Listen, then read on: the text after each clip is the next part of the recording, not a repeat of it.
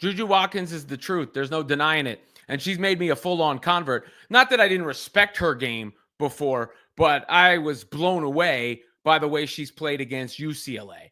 And look, the National Player of the Year award shouldn't come down to 2 games. I've had it as Hannah Hidalgo all year, whose game I still love. But Hidalgo has struggled at the wrong time after the Irish's brief stint at #1. And JuJu has these big time, high profile performances against obviously one of the other top teams in the country and one of the other players in the race in Lauren Betts. And it doesn't look close after those contests. JuJu's able to put her imprint on the game defensively with her size.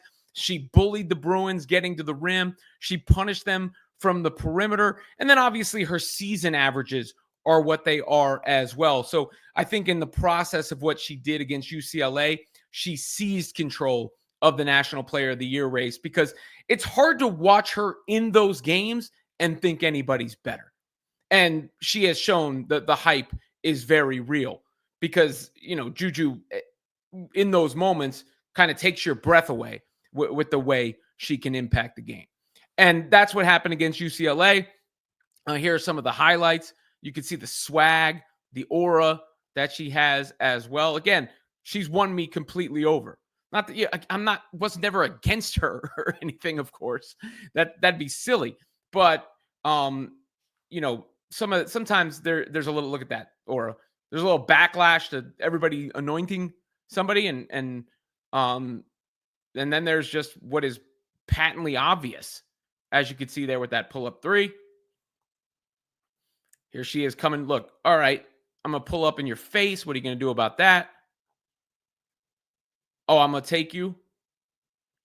And uses her gravity, draws the defense. Not the cleanest pass there, but still. Another pull-up. Soft touch.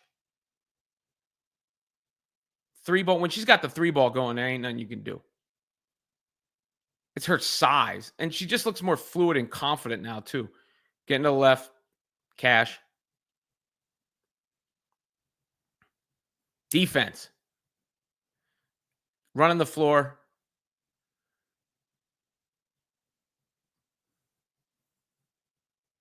Again. Pull up. Cash. 23 in the first half. Bully ball. And 1. Count it. That's strength. Nobody can. Obviously, UCLA can't deal with their strength. Another pull up, cash.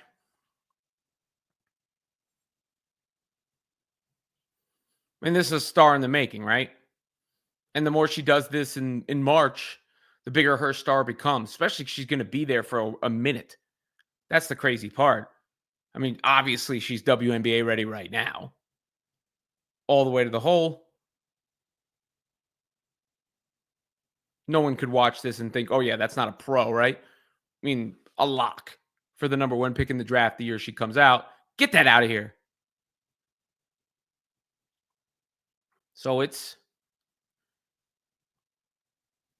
evident right there. Another block. The defense matters too. Another block. She knows it. You can see her taking ownership on the floor there. She had some cool moments with Cheryl Miller in the midst of this game. A little bit of a throwback to some USC action and some USC love, USC legend. Here's that interaction on the floor. Cheryl and JuJu. There are a couple, I think, but there it is. You go. I mean, how can you not love what she did in these matchups? I mean, that's a UCLA team that beat the brakes off of South Carolina. So certainly not scrubs. And Lauren Betts has been a problem for everybody to deal with because of her size. JuJu's size helped negate that. A lot of the defensive pressure JuJu put on Betts on the block led to some turnovers. Now, Betts may have been hacked a few times and they didn't call the foul, and I could see her getting frustrated there, but there were some travels too. And that's because JuJu's getting in there and influencing the game in that way. So I mean, also don't forget that USC early in the year beat UConn. And Juju was easily the best player in that game in the first half, especially. She dominated the first half in that matchup with Paige Beckers. Now, I don't want to take away from the season Hannah's had either, because I still, I just admire her heart and her quickness and how fierce she plays.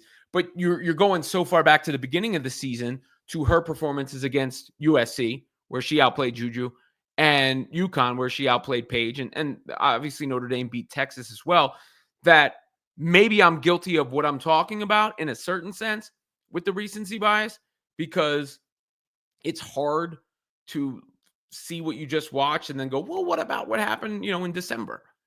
But I think when you look at the total season now for USC, the kind of wins that they now have, the way that they seem to be peaking at the right time, and just the way her presence is felt on the court in those games, because it's not even just like about the stat line. It's about, what you see with your eyes. And that's ultimately, I think, what puts it over the top. And look, and all the debates about where Juju is as a prospect, I think it's fair to say she is the best prospect since Caitlin Clark at worst, right? Like, that's where she is sitting right now. And yeah, she's a load. She's a load to deal with. And I'm not doing any comparisons or anything, because, that's silly. And you all know how I feel about Cece's game. But it just goes to show you, when you have, I guess what I'm trying to say there is, when you have the burden of those expectations, it's difficult to live up to them, because you're going to have people, maybe even myself, a little bit more cynical than they otherwise would be. And part of that's because people are saying, like, oh yeah, she's better than anyone ever or whatever. But none of that's her fault. None of that chatter is her fault, right? All she can control is what she does out on the court. And her attitude has been exemplary. And now her performance has been exemplary. And if she can continue to play like she did against UCLA, I mean, not just National Player of the Year she's going to win. There's going to be a whole trophy case of things. And I'm now convinced that we're all lucky that we're going to get to see her career, because, she's going to help continue the women's basketball wave.